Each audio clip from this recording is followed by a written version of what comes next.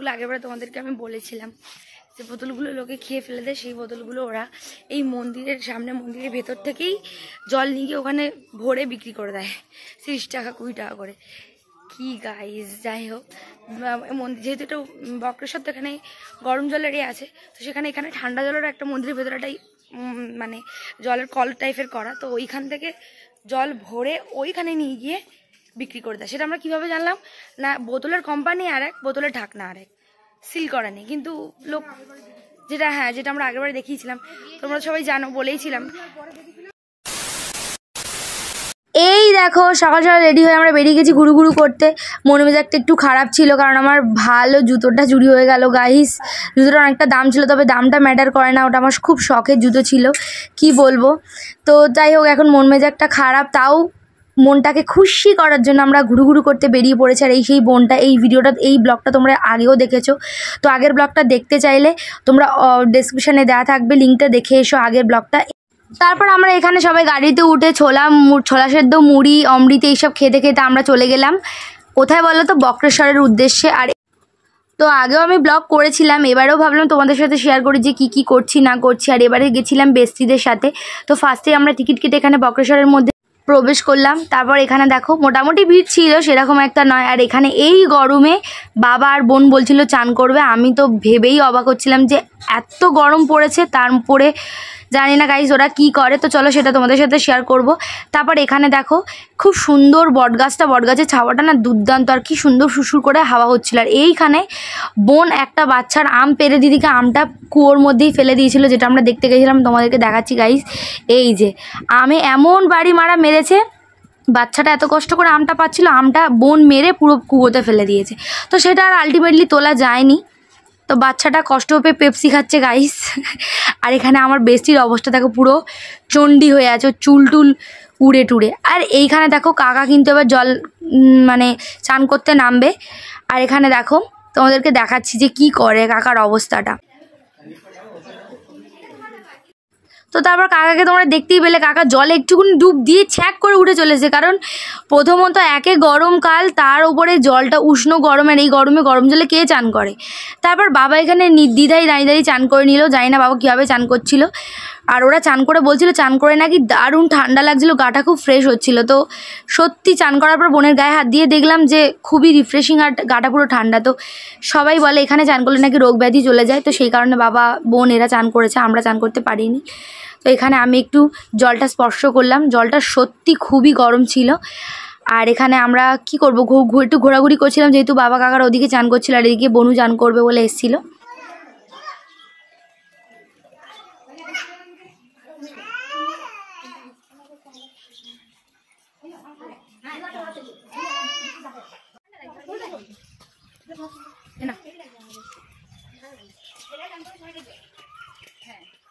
তো তোর চান করে কিরম লাগলো বল?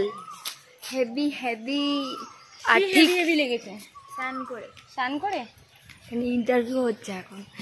তো তোমরা সবাই জানো আমরা এখানে ঠিক 1 বছর আগে এসেছিলাম। তো এই হচ্ছে ছেলেদের জায়গাটা, ওইবার হচ্ছে মেয়েদের জায়গাটা। ছেলেদের জায়গাটা সত্যি খুব ভালো, কিন্তু মেয়েদেরটা অতটা পরিষ্কার নয়।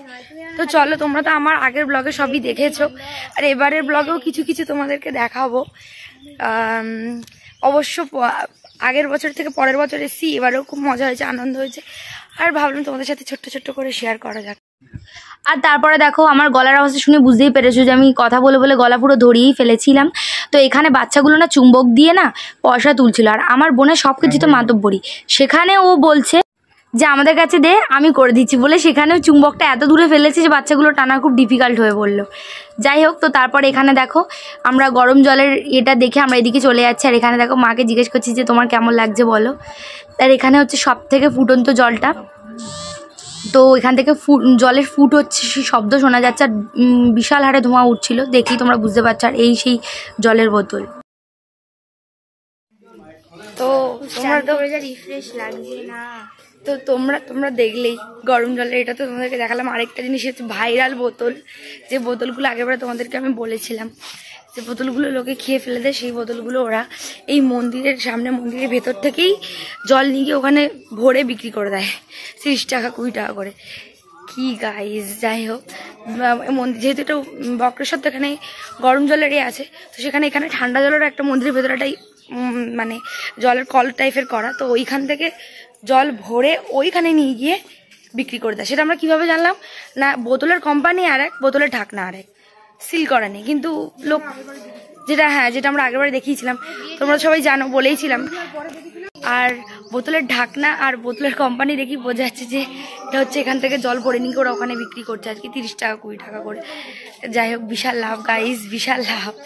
তো জলের তাগিদে সবাই কিনেও নিচ্ছে সেই জল, এটা আমরা আগেরবারে বেরিয়ে লক্ষ্য করেছিলাম। তো যাই হোক এবারেও সেই সেমই জিনিস এখানে এটা হয়ই। আর এই যে পেছনে মন্দির, তারপর এখানে দেখো আমরা ঘন্টা বাজিয়ে 3 বন্ধু কিন্তু ঢুকে পড়লাম মন্দিরের মধ্যে। আর মন্দিরটা কিন্তু অনেকটাই ফাঁকা ছিল, আগের বারে কিন্তু এই মন্দিরে কিন্তু অনেক বিয়ে হচ্ছিল, আর এবারে কিন্তু মন্দির অনেকটাই ফাঁকা ছিল। আর ফার্স্টে আমরা শিব ঠাকুরকে দর্শন করে মা দুর্গাকে দর্শন করে চলে যাব ওই সাইডে পুজো দিতে, কারণ মন্দির খানিকক্ষণ পরেই বন্ধ হয়ে যাবে। এখানে অনেকগুলো ঘন্টা বাজা ছিল, দেখো গাইস কত ঘন্টা। আর চল আমরা পুজোটা দিয়ে নিই, তারপর কথা হচ্ছে।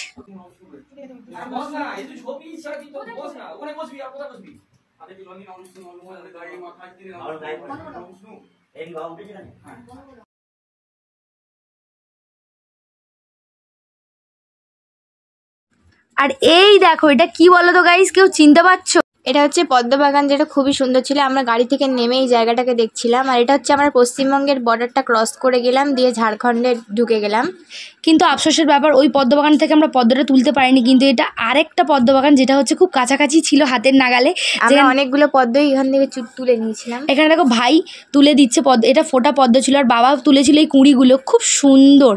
আমরাও তুলেছিলাম গাইজ। এখানে দেখো বোন কি করছে, ওই কুঁড়ি তুলবে বলে নামছিল। আর এখানে মা বলছিল যে পদ্মবাগানের এখানে নাকি অনেক সাপ পোকামাকড় থাকে, তো আমরা অনেক ভয়ে ভয়ে তুলছিলাম। আর এই দেখো আমরা একটু রিলসও বানিয়ে নিচ্ছিলাম, তো খুব মজা হয়েছে পদ্মবাগানে এসে অনেকগুলো পদ্মও তুলে আর রিলসও বানিয়ে, মানে খুব মজা করেছি গাইস।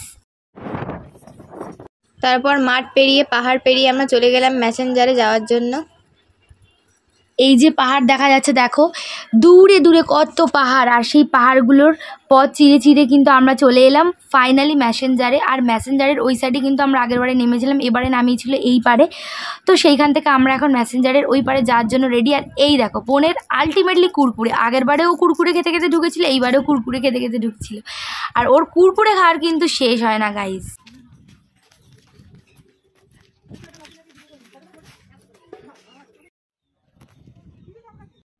আর ওয়েদারটা এখানে একটু খারাপ ছিল, আমরা যখনই আসি তখনই এখানে ওয়েদারটা এরকমই থাকে, কিন্তু আগেরবারের ওয়েদারটা এর তুলনায় অনেক ভালো ছিল। আর তারপরে দেখো গাইস এই সাইডটা কি সুন্দর শুকনো, আর ওপারটা কি সুন্দর নদী। আর তারপরে আমরা কিন্তু আগেরবারে কিন্তু বোটিং করতে পারিনি, কিন্তু এবারে আমরা বোটিং করেছি গাইস। বোটিং করার জন্য আমরা নিচের দিকে নেমে আসছিলাম, ওই যে দেখো দুষ্টু ওখানে দাঁড়িয়ে দাঁড়িয়ে ভাবছি যে নামবে না নামবে না। দেখো আর আমরা এখানে বোটিং করার জন্য চলে যাচ্ছি। আর এই ড্রামগুলো সব এখানে ভাসছিল। আর এখানে ওর কাণ্ড দেখেছে, জিনিসটা নরম বলে দাঁড়িয়ে দাঁড়িয়ে ওরকম করছিল ইচ্ছা করে করে, আর ইচ্ছা করে করে ওপর লাফাচ্ছিল, আর জল ঠিকরে ঠিকরে এসে গায়ে লাগছিলো। তারপর আমরা বোটে উঠে যাচ্ছি গাইস ফাইনালি, আর পুরো ফুল মজা হয়েছে, বিশাল আনন্দ হয়েছে গাইস। ভয়ের চোটে ফোনটা যাও করে ধরে ভিডিও করছিলাম, খুবই মজা হয়েছে বোটিং করে। আগেরবারে যেহেতু বৃষ্টি হয়েছিল যার কারণে আমরা বোটিং করতে পারিনি, এবারে বোটিংয়ের অনুভূতিটা সেরা ছিল।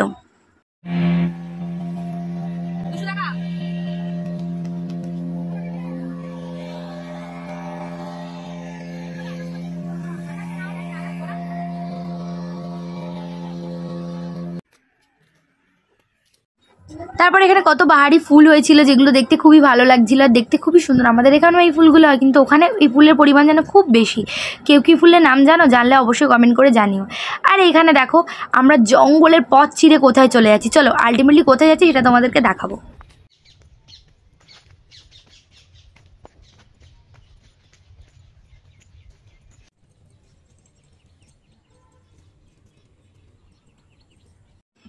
এটা আমরা ম্যাসেঞ্জারের নিচে চলে এসেছিলাম, মানে ব্রিজের ওপর থেকে যে নিচে নদীটা দেখা যাচ্ছিল, এই নদীর কাছেই আমরা ঘুরতে এসেছিলাম আর কি। এই জায়গাটা ছিল অনেক সুন্দর। আর ওই পাশে দাঁড়িয়েছিল বাবা আর ভাই, তো বাবার ভাইয়ের কাছে আমরা চলে এসেছিলাম। আর এখানে কি সুন্দর একটা জলের ঝর্ণা মতো যাচ্ছিল ছোট্ট মতো, যেটা কিন্তু প্রচণ্ড স্লিপ ছিল, কিন্তু তাও আমরা ওখানে বসে ফটো তোলার জন্য ভিডিও করার জন্য বসে পড়েছি। আর জলটা কি ঠান্ডা কিন্তু স্বচ্ছ। আর এখানে পাথরগুলো এত স্লিপ ছিল, দিভাই তো পড়েই যাচ্ছিল। আর এইখানে আমার বেস্টি আমাকে সারপ্রাইজ দিচ্ছিল। যাই হোক, তোমরা দেখতেই পেয়েছো, কিন্তু আমি কিন্তু জানতাম না, আমার কাছে পুরোটাই সারপ্রাইজ ছিল। আর যেহেতু আমার জুতোটা চুরি হয়ে গেছিলো, আমার মন মেজাজ খুবই খারাপ ছিল, যার কারণে বেস্টি এটা কিনে রেখেছিলো আগের দিনও আমাকে সারপ্রাইজ দেবে বলে। তো পাহাড়ে এসে এটা আমাকে সারপ্রাইজ দিয়েছিল। আমার ভীষণ ভীষণ পছন্দ হয়েছে। একে তো বারবি, তার উপরে আমার ফেভারিট কালার ল্যাভেন্ডার কালারে, তো আমার ভীষণ পছন্দ হয়েছে। আমার বান্ধবী আমাকে ফার্স্ট টাইম কিছু গিফট করলো। তারপরে চলে এসেছিলাম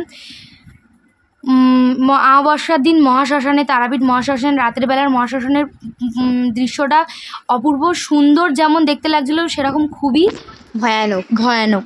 তো সেটাই তোমাদের সামনে তুলে ধরলাম। এর একটা শর্টসও আছে, তোমরা চাইলে দেখতে পারো। আর এখানে দেখো বিভিন্ন রকম দোকান তো ছিলই, তার সঙ্গে চারিদিকে যেমন যজ্ঞ হচ্ছিলো, চারিদিকে আলোও ছিল, আবার অন্ধকারও ছিল কিছু কিছু জায়গায়। তো তোমরা কে কে ওই টাইমে গেছো?